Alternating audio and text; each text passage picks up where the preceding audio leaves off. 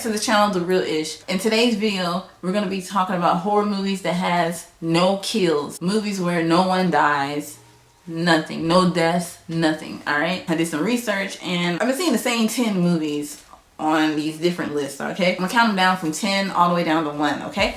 So let's get right into this video.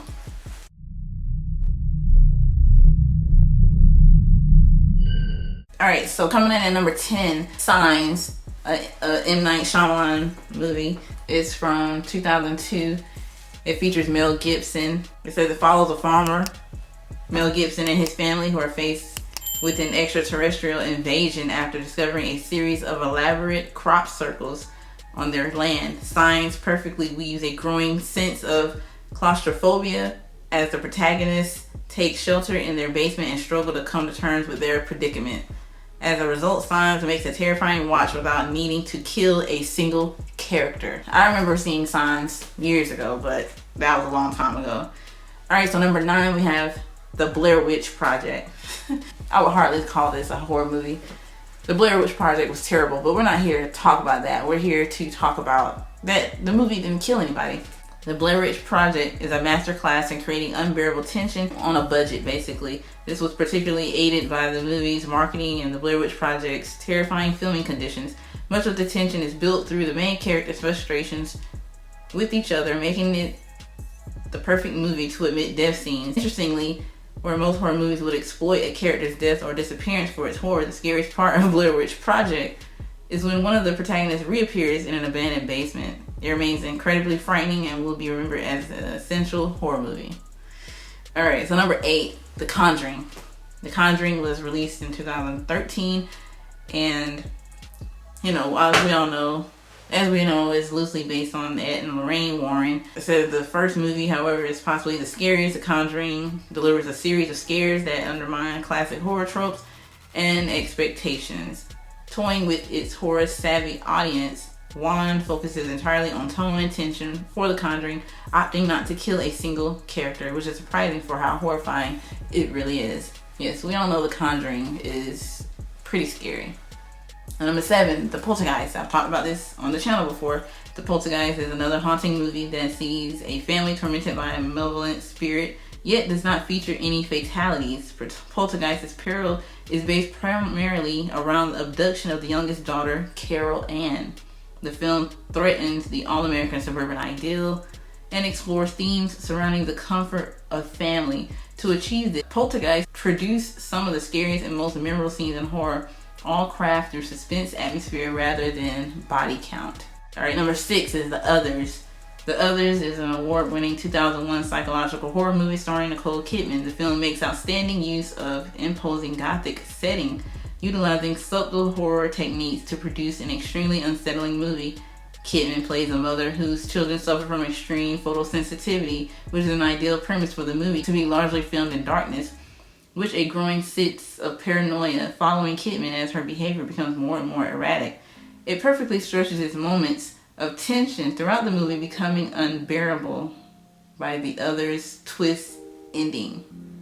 Alright, so before I mention number 5, this list right here came from Screen Rant. I use this site sometimes when I look up other things for videos, okay?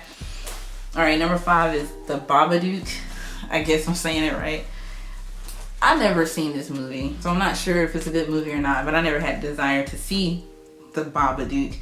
It says The Babadook features one of horror's most memorable and creepy monsters ever. After discovering a pop-up storybook called Mr.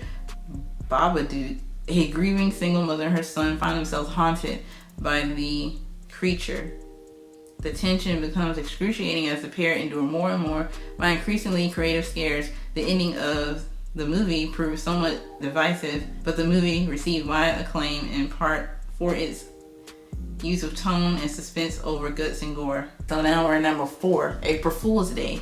April Fool's Day is a movie from 1986, notably for fooling its audience along with its protagonist. With the black comedy, follows a group of college students vacationing on an island estate over April Fool's weekend. Soon they each become victim to an unknown killer dispatched in an increasingly brutal way. This, however, is all a ruse, and each is revealed to be alive and well, partaking in an elaborate practical joke. April Fool's Day stands apart from the other entrants to this list for still deploying a string of brutal death scenes rather than conveying an unsettling tone and overarching tension, except, of course, none of them are real. Alright, so number 3 is Annabelle Comes Home. Annabelle Comes Home is the 3rd film in the Annabelle series, 6 overall in the Conjuring universe. While the precious Annabelle movies have featured death scenes, Annabelle Comes Home takes a leaf from the very first Conjuring movie and instead focuses on establishing a frightening tone and overarching tension. Based very loosely on a real story, Annabelle Comes Home depicts the haunted doll being placed into Ed and Lorraine Warren's infamous artifact room, whereupon it begins to haunt their daughter and babysitter. It's arguably the highlight of the Annabelle series, making much more creative use of horror techniques rather than relying on elaborate death sequences. Alright, number 2, a movie called Freaks. Freaks is known for its brutal ending and graphic exhibition of people born with physical deformities. The genius behind it is that the members of the circus freak show are not the villains but the victims. It is the normal people who behave abhorrently in Freaks, and the primary antagonist is granted a fate some might deem worse than death, transformed into a hideous chicken monster and placed within the exhibit. The lack of deaths in Freaks underlines the movie's fundamental message that physicality is not an indicator of mortality. So that's that movie. Alright, so we finally made it to number 1. Alright, so the number 1 is 1408. I've seen this movie a few times. It's been a while.